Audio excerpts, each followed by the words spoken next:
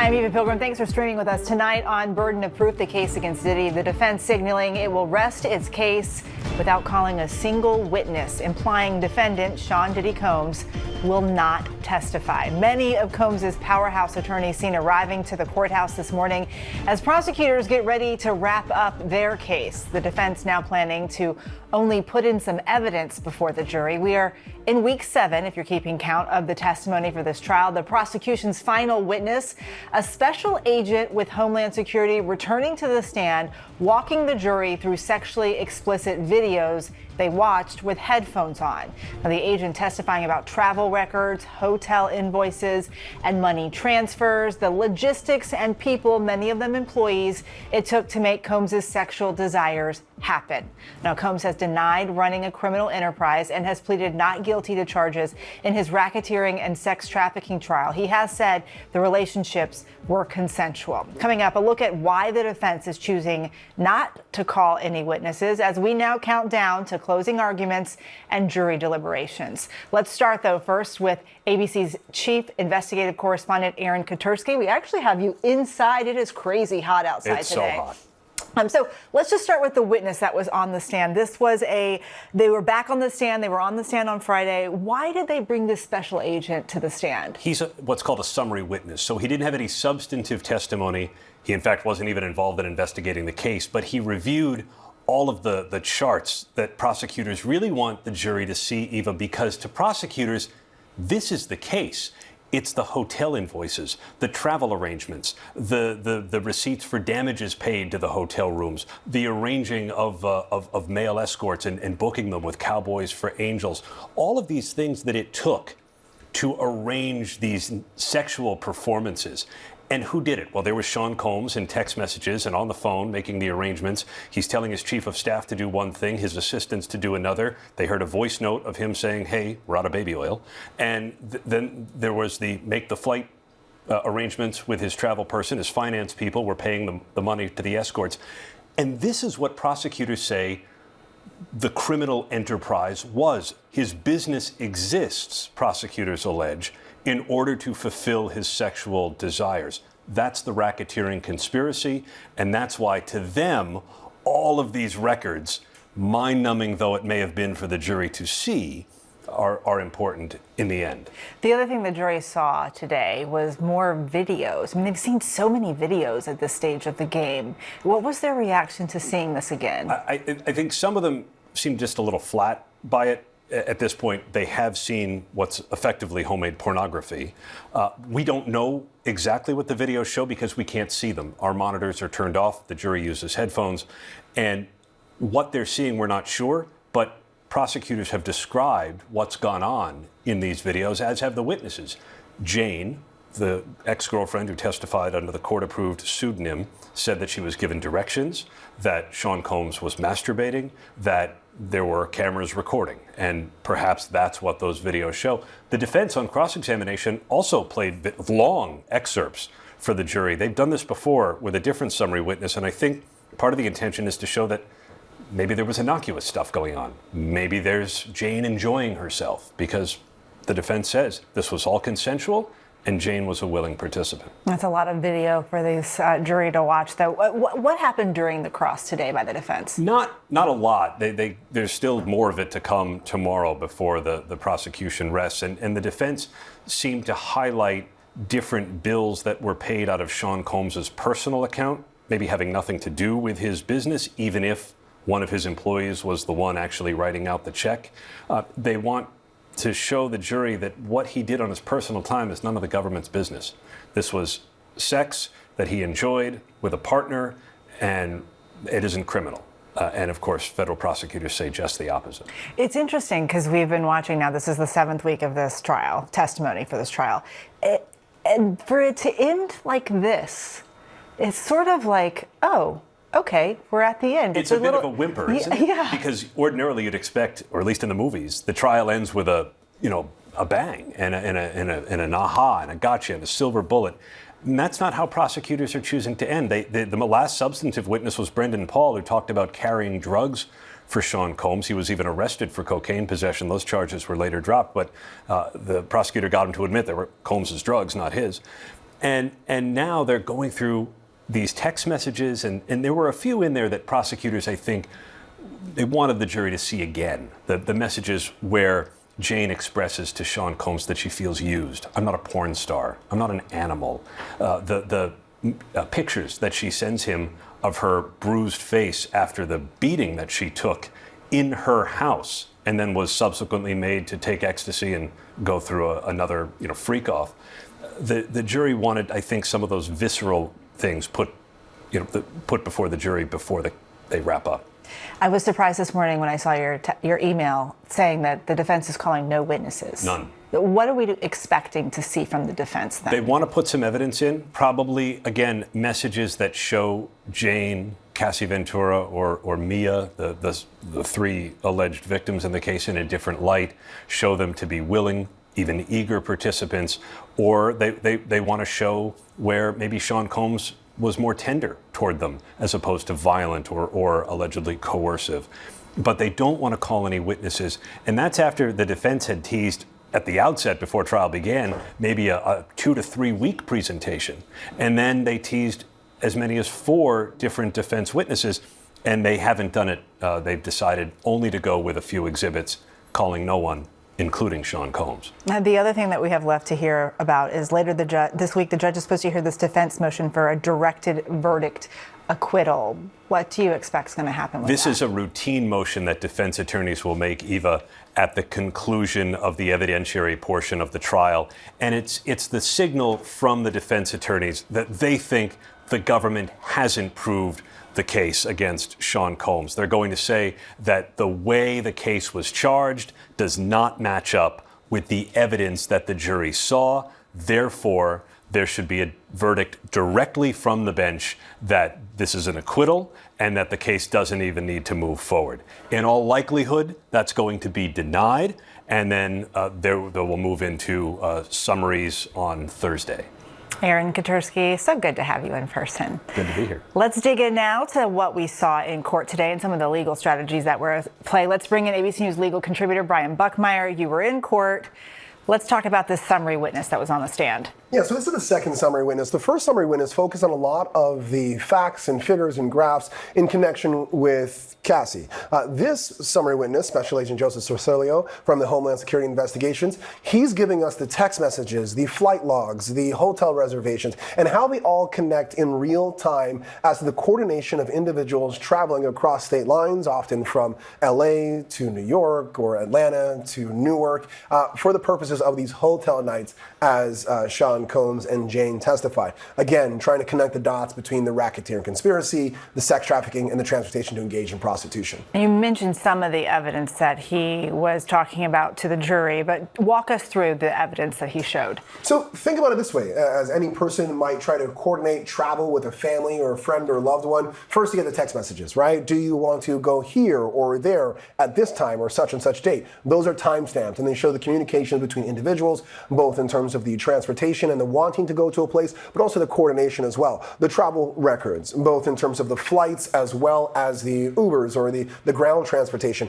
The hotel receipts, both in terms of purchasing the hotel and also the cleanup. Very expensive, cleaning up all this baby oil and other regards as well. And then other records, just the connective tissue between the three, showing not necessarily that people did meet up, because they can't make that assumption unless they have the evidence, but that all of the circumstantial evidence shows that there was a coordination to meet up with this group of people for this purpose. Now, this summary witness talked a lot about Jane and how did it differ from the previous summary witness who talked a lot about Cassie? So I think the major point is, and it came up during Cassie's testimony, is when it comes to evidence like records for hotels or travel or whatever it may be, most places don't store records for 10 years plus. A lot of those records disappear. And so for Jane, we saw a lot more records close in time because her allegations are from only 3, 4, or even years ago, or even a few months ago. And so we saw a larger breadth in terms of what those records look like and the coordination between the communications as well when compared to that of Cassie.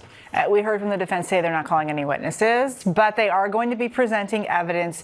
How will they do that? What will that look like? So the evidence that they're going to present is going to have some sort of hearsay exception. They might be business records that kind of authenticate themselves. They may be records that both sides stipulate to. We've seen this throughout the case where both sides agree that certain pieces of evidence will come in without the need of a witness. And so those will come in to try to prove the defense's point. But as Aaron Katersky said earlier, I think the biggest thing here is that Sean Combs is not going to testify. Now, at some point in time, he's either going to stand where he's seated or go to the witness stand, and the judge will confirm that Sean Combs understands he has the right to testify. He is waiving that right, and he's doing so knowingly and voluntarily. This might be the first and only time we hear Sean Combs' voice come directly out of his mouth and not through recording, but it's expected he's not going to testify. So all this should happen pretty quickly. Very quickly. All right, Brian Buckmeyer, thank you so much. And still ahead, home stretch for the prosecution. Have they made their case, or could Diddy walk? Our legal analysts break it down when we come back.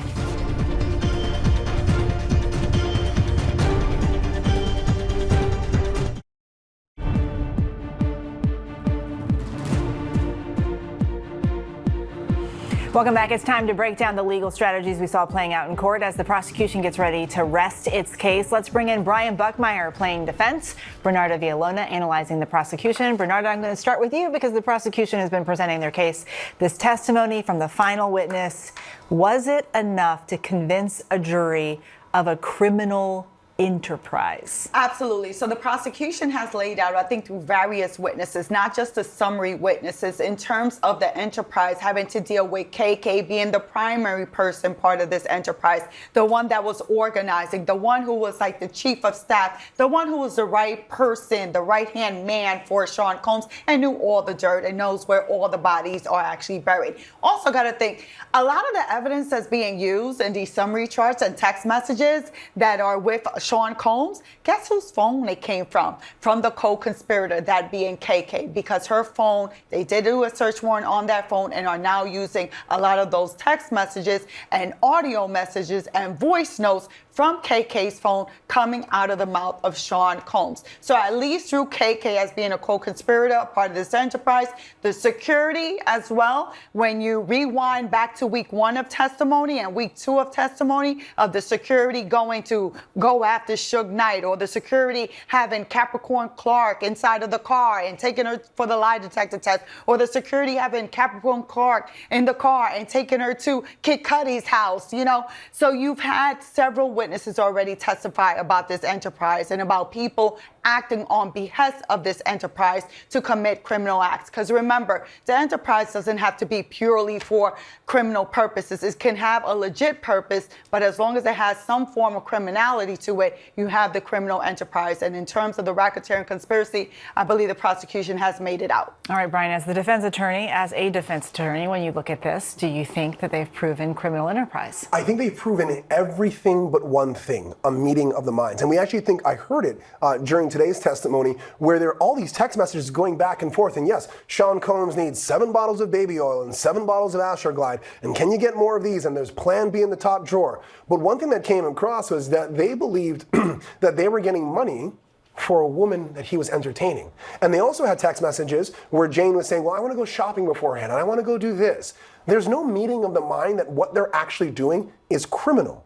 Everything that these people are doing are at the behest of Sean Combs. Yes, some of them might have led to a criminal enterprise or criminal activity, probably better to say, but all of them don't have the meeting of the mind of this is what we're doing for this goal. But Brian, let's take the sex out of it, right? Let's take sex off the table and let's just deal then with Kid Cudi, with Capricorn Clark, and with the drugs.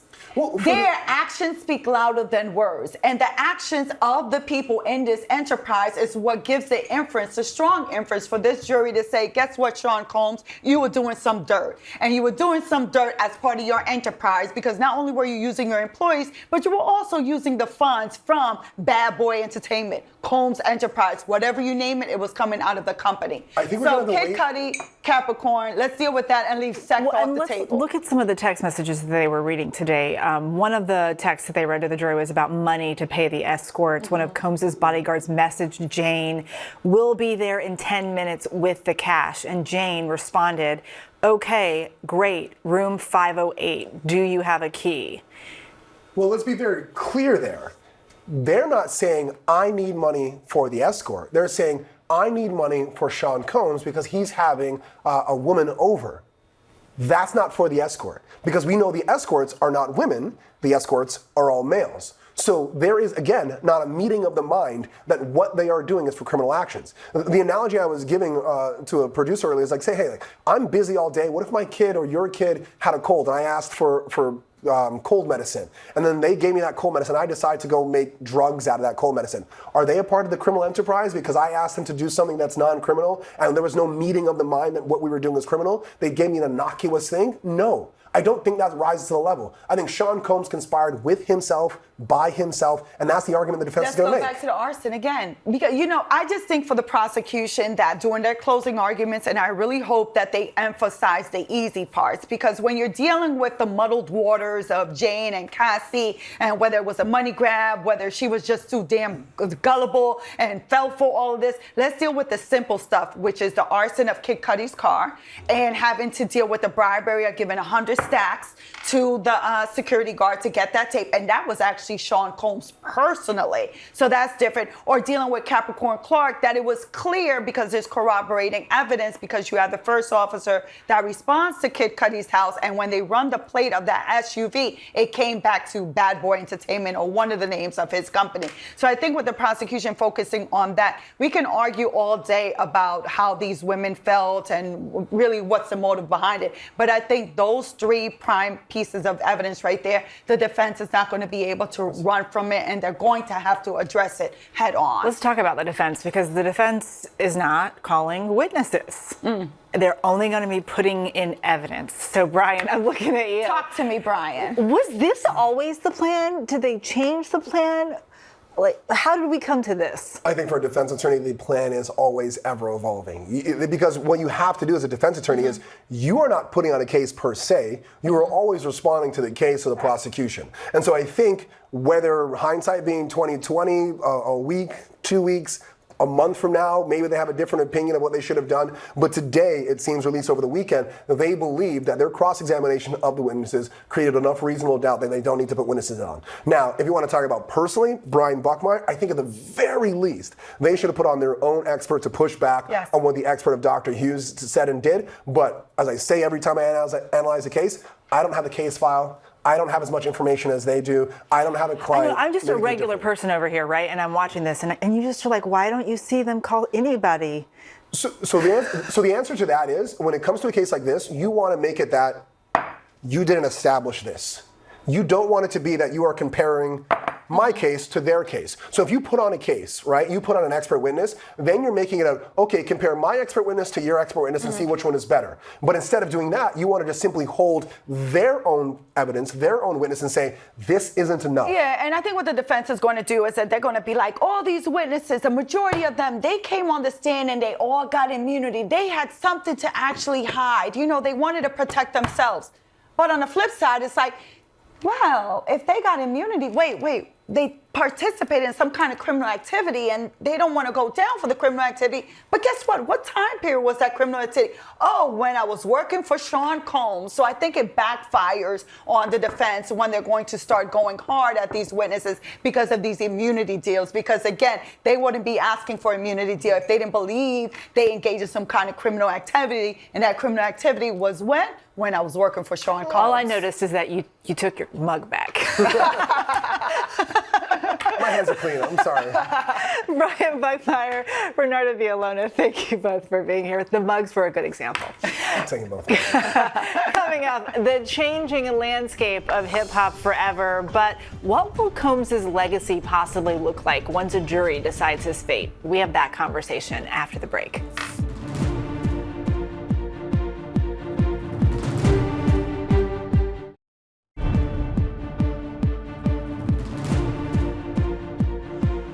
Welcome back to Burden of Proof, the case against Diddy, with prosecutors getting ready to wrap their case and the defense signaling they aren't calling any witnesses. It won't be long before this case goes to the jury. Sean Combs' fate will be in the hands of just a dozen New Yorkers. Their decision to convict or acquit expected to have widespread implications in the music industry and beyond. And for more on that, I'm joined here in the studio by Kelly Carter. She's an ABC News contributor focusing on entertainment for us. Kelly, so good to see you in person. Yes, nice to see you too. So let's talk about these charges. Sean Combs is facing 5 counts. He has pleaded not guilty to all of them. If he's convicted on all of them, or even just a few of them, how do you think the entertainment world is going to react? So the thing that I've been saying since the beginning of all of this is that the silence has been very loud. We have rarely heard from anyone, if ever, about Sean Combs. And I think that should he be convicted on anything, I think people might feel a little bit more comfortable to finally speak up, because it felt like everyone was taking a wait and see attitude about the entire court case. So it remains to be seen, of course, but that's what I'm thinking. Yeah, and he's staring down the possibility of serving life behind bars. That's quite the sentence that he's looking at right now. Yeah. When you look at the cultural impact that all of this could have, how do you see that? I mean, it's significant. The truth of the matter is that for so long, Sean Combs really put definition to what